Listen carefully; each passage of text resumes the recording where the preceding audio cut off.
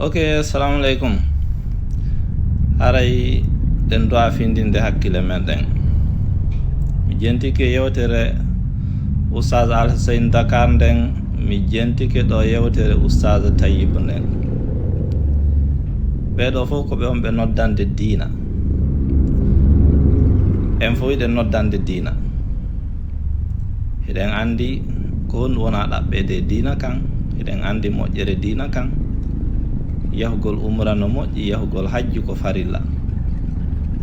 Kono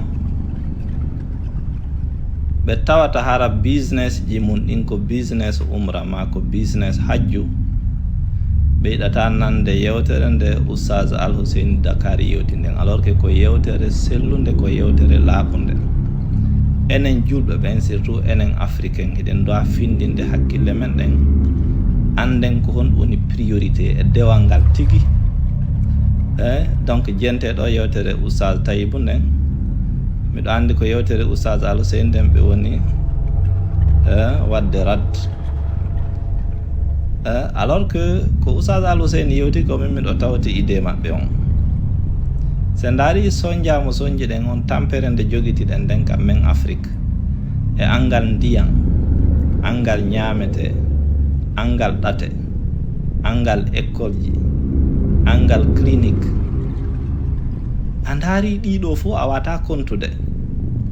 A ndaari nombre de personnes yahayɓe umra hitande be hitande, par ce que Oustaz Alhussein ko ɓe yewti ko yahayɓe fillito yaha fillito. Donc ƴettugol ɗin mbuuɗi waɗa sadaka, itta yimɓe ɓen e tampere, no mari baraji ɓuri antun ko yata kon umra.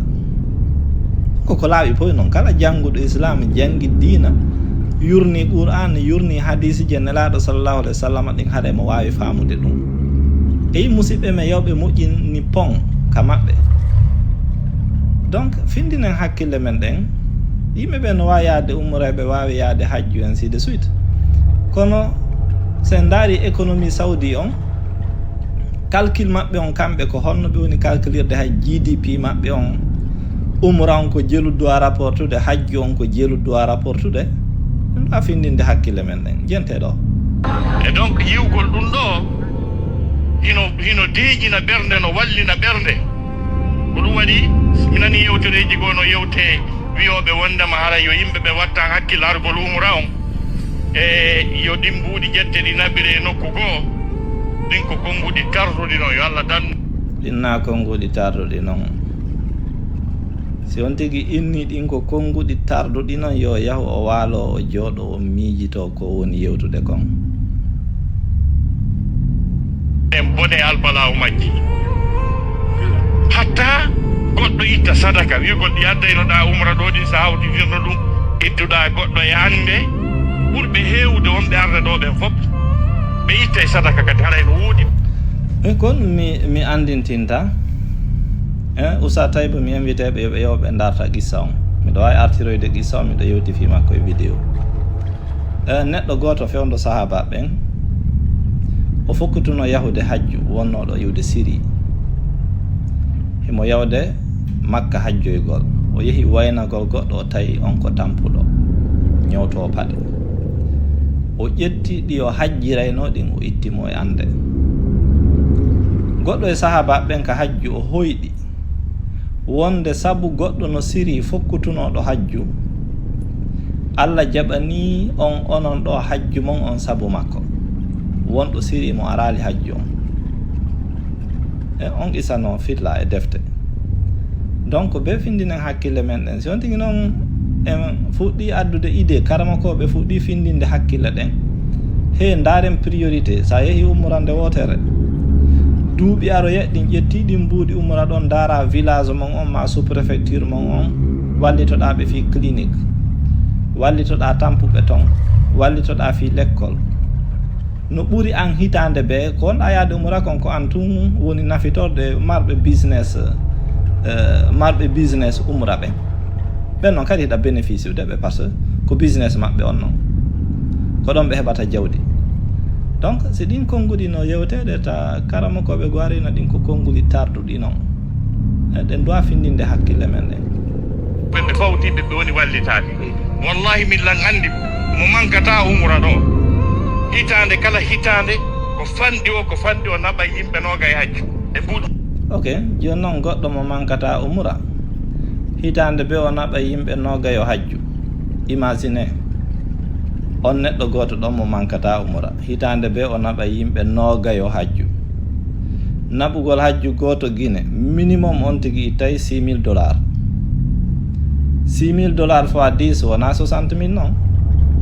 So tawi Usa Taybu ko holli kon ko no woniri goɗɗo naɓa yimɓe noga yo hajju, ɗum ko $60,000 no. Yimɓe noga yo na $120,000 noon. On neɗɗo goto ɗon so ittino $120,000 awa hitande be ɓay ko ɗum ɓe holli ɓeyni hitande be. Si tawi hitande be on ɗon ƴetti $120,000 o itti sadaka o darni clinique ma hôpital Guinée ma Fouta ma Guinée forestière ma Haute Guinée, ene ɓayen fof ɗe mari hakkil, en fof ko Allah goto wonɗe rewde. E faamu men on baraji ko on neɗɗo heɓata kon ɗaway comparude ɗe baraji o yimɓe noga ko naɓi ɗon hajju. Hajju wona farilla ɓe woni naɓɓude si ɓe ala feere yahugol hajju. Ko hajju farli ko marɗo feere yahugol hajju. Donc goltiren hakkille men ɗen, findinen hakkille men ɗen. Ko laaɓuɗi pos o mankata umra ɗo ɗa wawi wiwde on ɗon mo ittata sadaka.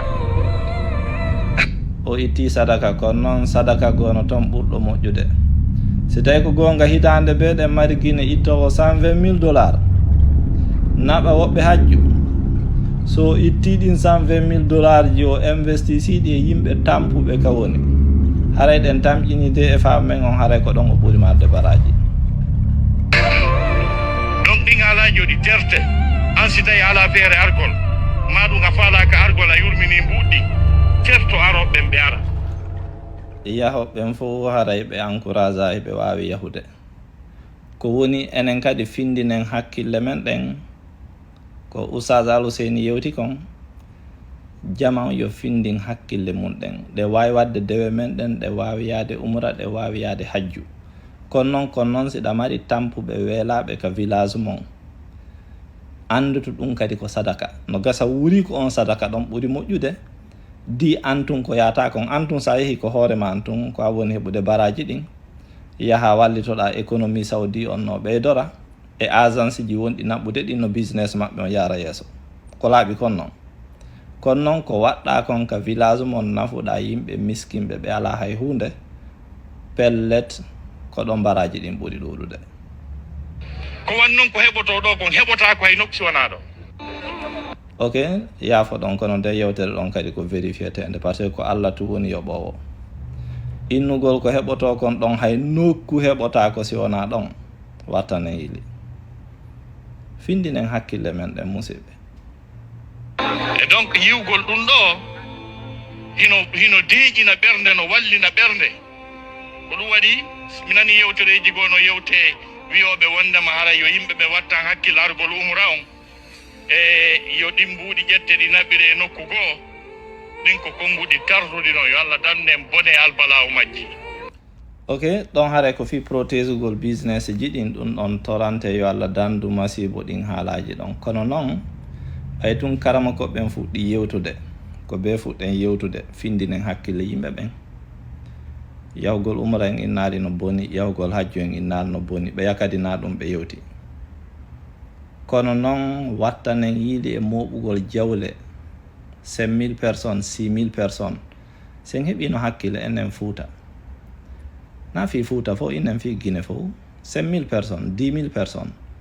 Si tawi ɓeɗo fof harano ɗe yiɗani hoore men, ɗe yiɗani yimɓe men ɓen, ɓeɗo fof itti on $3,000 $4,000 ɓe yehi ɓe darni université, ɓe yehi ɓe moƴƴini pont, ɓe yehi ɓe darni hôpital ka yimɓe ɓe ñawdo. Kono ɗum miiji ɗon par ce que ɗum kadi ko sadaka noon, sadaka luttowo kadi nafowo tageefo ngon fof kadi.